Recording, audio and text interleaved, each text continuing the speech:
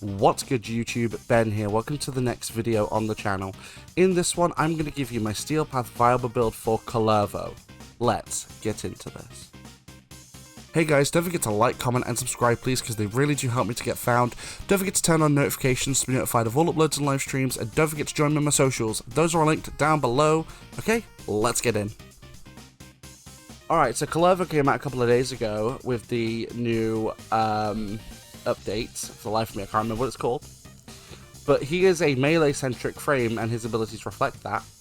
But let's go over his abilities first, then we'll jump into the build. So we've got Wrathful Advance, which basically allows you to teleport strike straight to an enemy, and it gives you a bunch of critical chance on melee weapons. I've put Gloom over his second ability, because his second ability is a healing ability, but it's really not that good for the Steel Path. Gloom works way better on him. Collective Curse, which allows you to basically connect a bunch of enemies. When you do damage to the main enemy, it will do a bunch of damage to the other enemies. And Storm of Ukko is a giant area effect of just daggers falling from the sky. Now, I'll go over what I've done with the build. So, Kullervo. We're running Steel Charge as his aura mod, melee weapon damage increased, plus 60% melee damage, which is crucial for a guy like this, because he's full melee, pretty much. We've got Blind Rage for 99% ability strength and negative 55% ability efficiency. We have Prime Continuity for 55% ability duration. We have Transient Fortitude for 55% ability strength and negative 27.5% ability duration. Now Reminded for plus 99% ability duration and negative 66% ability range. Vitality for 440% health. Stretch for 45% ability range. Primed Flow for 275% energy max, and Hunter Adrenaline for converting 45% of damage on health to energy, which is really good for this guy because he doesn't have shields, he's pure health and armor. In the Arcane slots, I've got Arcane Energize, of course, to get energy, and Arcane Strike, which is on hit, 15% chance for 20% attack speed to melee weapons. Of course, if you have a higher ranked one, yours would be higher, I don't, so. But we have 650 armor, which is decent actually. 638 energy, 1665 health, 0 shields, duration at 227%, efficiency at 45%, range at 79%, and strength at 254%. Now, there are multiple ways you could build this guy. I've gone for duration and strength over everything else. Efficiency really doesn't matter with this build because of Prime Flow, holding a lot of energy, and Hunter Adrenaline. Since you are constantly taking health damage to your health, you'll constantly be regaining some energy from this, so it's a great way to get your energy back. And range, I guess you could go for a higher range build, but you'd lose then duration and strength, which I don't want to do. So if we go back to the abilities, you'll see that Wrathful Advance, I've got 508% melee critical chance. You will always get red crits from this. Gloom, of course, has an 88% slow effect, which is fantastic. Collective Curse lasts for 56 seconds. It only has 19 meter range though, but it's still decent. And Storm of Ukko does 6,300 damage and lasts for 33 seconds. But it does have a small range, but that works to our favor. But let's jump into the mission, I'll show you what we can do. Alright, so we're here at Oxymoko in the Void, and as per usual, I'll explain why we're here. So we're here because the Void is one of the later areas of the Steel Path, giving you a broader example of what you can do. Not to mention, you'll fight the Corrupted. With the Corrupted, you have enemies of all types. Enemies with just health, enemies with health and shields, and enemies with high armor, giving you a broader example of what we're going to be doing. But let's jump in. So immediate Warp Strike onto an enemy, that's going to give us our critical chance. And you'll notice that we're hitting nothing but red critical hits because of how high the critical chance actually goes. Taking a bunch of damage, activate Gloom, that's going to give us our health regen. Not to mention, it's going to slow every enemy within radius down. So we can go ahead and just wombo combo them immediately. Now, as for Kullervo's other abilities, they are useful. However, they're not as useful as his first ability, not with this build. So we can still link together a group of enemies if we can find a decent sized group. But generally speaking, we're here mainly for the critical chance and the health regen delivered by Gloom. Because of the critical chance we get given, we can basically just waylay most things. I do want to quickly point out as well that my Tenet Arca Plasma, my primary weapon, That has primary dexterity on it, so of course for every melee kill, it'll increase the damage on my Arcoplasma.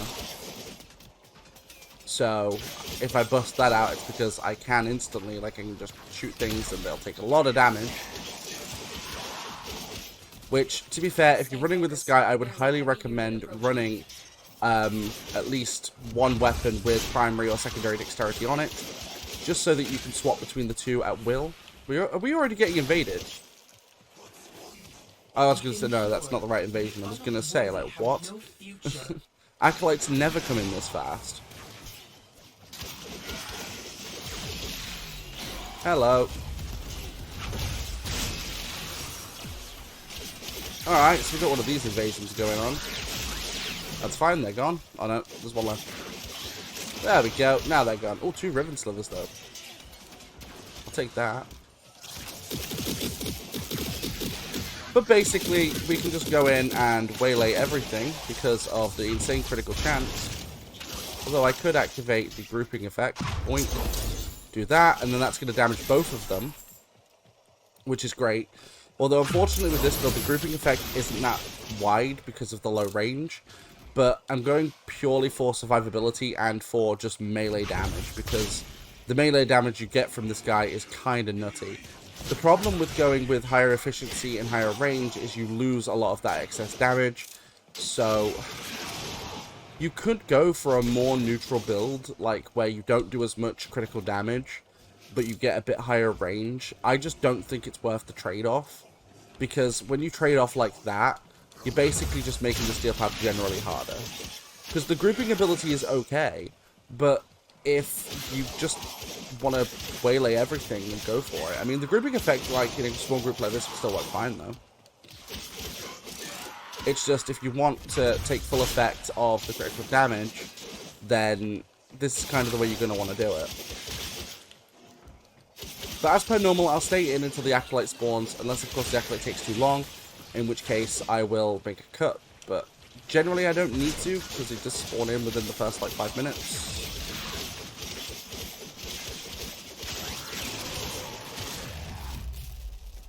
Like, with any luck, he will spawn, I'm hoping, because it'd just be my luck. The Acolyte doesn't spawn at all. I mean, we're 3/4 of the way through the mission, so hopefully he comes through for me. It'd be nice. Because I really want to show you what this like, guy can do to, like, Acolytes. He absolutely fudges them.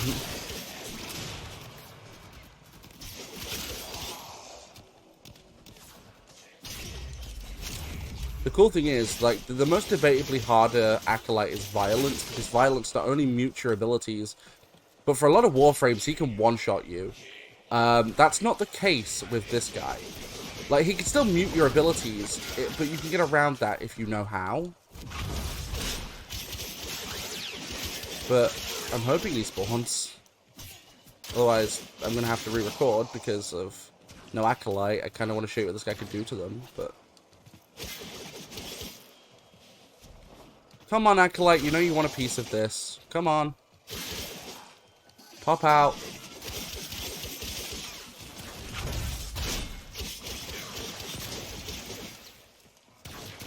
But this frame is great if you're one of those people that likes to just use melee a lot. Because let's be real here, melee is one of the stronger attack styles, even with, like, the new primary and secondary arc, well, not new now, but, you know, the primary and secondary arcanes.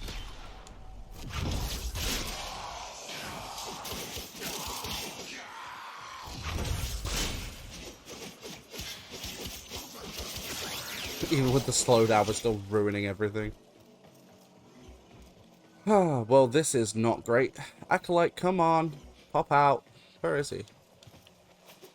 Where's the enemy? Oh, there. Ah, there we go. Okay. We're good. We're good. The Acolyte decided to grace us with his presence. Heck yeah. Who we got? We got Malice. Alright. Beautiful. Right, okay. Let's step back a little bit, because swap to my thingy quickly just to avoid that. Right, there goes the shields. Let's just finish him off. There we go. So in one Warp Strike, you completely rinse his shields, and you literally combo for about, I don't know, 5 seconds. And the Acolyte basically disappears. Ooh, Nullifier. Nullifiers are a little bit dangerous. You might want to be careful of those, though.